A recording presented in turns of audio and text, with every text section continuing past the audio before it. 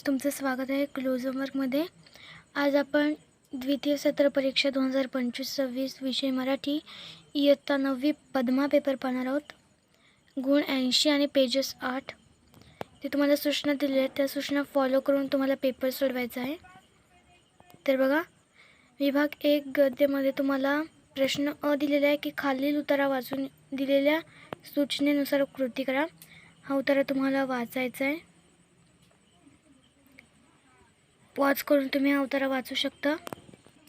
बघा, यावर तुम्हाला चौकट पूर्ण करा, कोण ते लिहा आणि स्वमत असे 3 प्रश्न विचारलेले आहेत। प्रत्येकी 2-2 मार्क आणि स्वमताला 3 मार्क आहेत।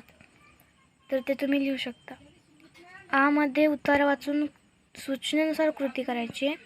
बघा, इथे तुम्हाला उत्तर दिलेले आहे, पॉज करून तुम्ही वाचू शकता। पुढे आकृती बंध पूर्ण करा। रंगमंचावरील पडदा दूर होताच प्रेक्षकगृहात झालेला बदल आणि वादविवादांचे स्वर घुमू लागले, 1 दिलेले आणि बाकी 2 लिहायचे, त्याला 1 गुण आहेत। पुढे आईच्या कलेचा चार्लीवर झालेला परिणाम, 2 पॉईंट्स लिहायचे, तर 1 गुणासाठी। ही आकृती पूर्ण करा, 2 गुणांसाठी। स्वमत 3 गुणांसाठी आहे। आणि पुढे आहे अपठित गद्य। अपठित गद्याला एकूण 4 मार्क आहेत। उताराच्या आधारे सूचनानुसार कृती करायची। उतारा वाचून घ्या पॉज करून आणि सूचनांनुसार कृती। कोष्टक पूर्ण करा। महर्षी कर्वे हिंगण्याला कशा प्रकारे जात असत, 1 गुणांसाठी। आणि महर्षी कर्व्यांना सरकारने दिलेली पदवी आणि आकृती पूर्ण करा, 1 गुणांसाठी। पुढे विभाग 2 पद्य आहे। पद्यामध्ये तुम्हाला कवितेच्या आधारे सूचनानुसार आकृती करायची आहे। कविता व्यवस्थित वाचून घ्या आणि मग सूचनानुसार कृती करूयात। आकृती पूर्ण करा, 2 गुणांसाठी। महाराष्ट्राची सांस्कृतिक वैशिष्ट्ये। नंतर आहे आकृतीबंध पूर्ण करा। कवितेत आलेली महाराष्ट्र भूमीतील व्यक्ती वैशिष्ट्ये, 2 गुणांसाठी।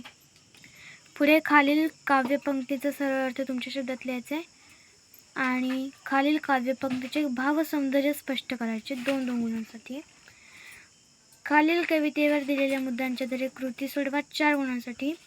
निरोप किंवा वनवासी आणि कवितेचे कवी, कवितेचा विषय, कवितेतून मिळणारा संदेश आणि आवडत्या 2 ओळी।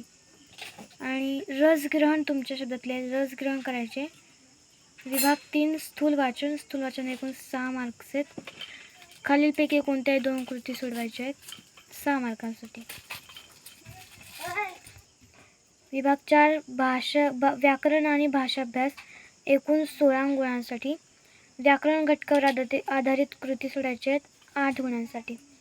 अलंकार आणि ओळीतील मात्रा मोजून वृत्त ओळखायचे। पुढे वाक्प्रचार दिलेले आणि अर्थ सांगून वाक्यात उपयोग करायचा आहे।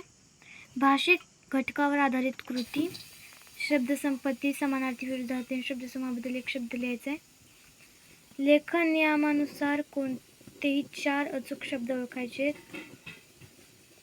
विरामचिन्हे, योग्य विरामचिन्हांची नावे लिहायची ते आणि पारिभाषिक शब्द लिहायचे ते। ट्रान्सलेट आणि ड्रामा। पुढे विभाग 5 उपयोजित लेखन। खालील आकृती सोडवा। पत्रलेखन आहे किंवा अपठित उताराचे 1/3 एवढा सारांश तुमच्या शब्दात लिहायचा आहे।